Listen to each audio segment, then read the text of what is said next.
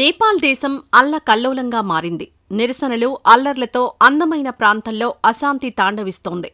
హిమాలయ దేశంలో విధ్వంసం చెలరేగింది.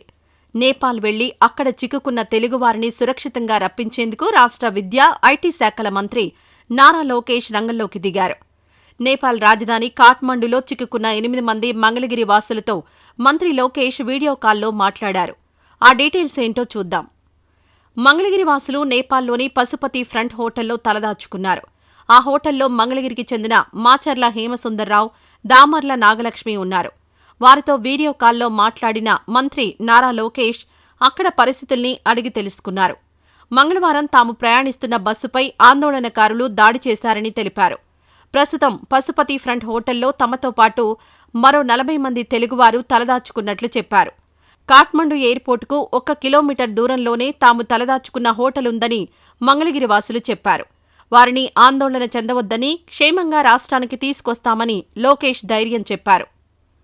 నేపాల్లో చిక్కుకున్న మంగళగిరి వాసులతో రాష్ట్ర వైద్య మౌలిక సదుపాయాల సంస్థ చైర్మన్ చిల్లపల్లి శ్రీనివాసరావు టచ్లో ఉండాలని లోకేష్ సూచించారు. ఏపీ భవన్ అధికారి అర్జా శ్రీకాంత్, రాష్ట్రానికి చెందిన సీనియర్ అధికారులు కార్తికేయ మిశ్రా, ముఖేష్ కుమార్ మీనా, కోనా శశిధర్, అజయ్ జైన్, హిమాన్షు శుక్లా, జయలక్ష్మిలతో మంత్రి లోకేష్ రివ్యూ మీటింగ్ నిర్వహించారు. ఇప్పటివరకు అందిన సమాచారం ప్రకారం 241 మంది తెలుగువారు నేపాల్లో చిక్కుకున్నట్లు మంత్రి లోకేష్కు వివరించిన అధికారులు అందులో విశాఖవాసులు 81 మంది ఉన్నట్లు గుర్తించారు. సాధ్యమైనంత త్వరగా నేపాల్లో చిక్కుకున్న ఏపీ వాసులు రాష్ట్రానికి చేరుకునేలా ఏర్పాట్లు చేయాలని అధికారులను ఆదేశించారు మంత్రి లోకేష్. నిరంతరం భారత విదేశాంగ శాఖ అధికారులతో ఏపీ ఉన్నతాధికారులు సంప్రదిస్తున్నారు. తెలుగు ప్రజలు ఆంధ్రాకొచ్చేలా నిరంతరం అధికారులు వారితో టచ్లో ఉంటూ తగిన సౌకర్యాలు చూడాలని లోకేష్ ఆదేశించారు.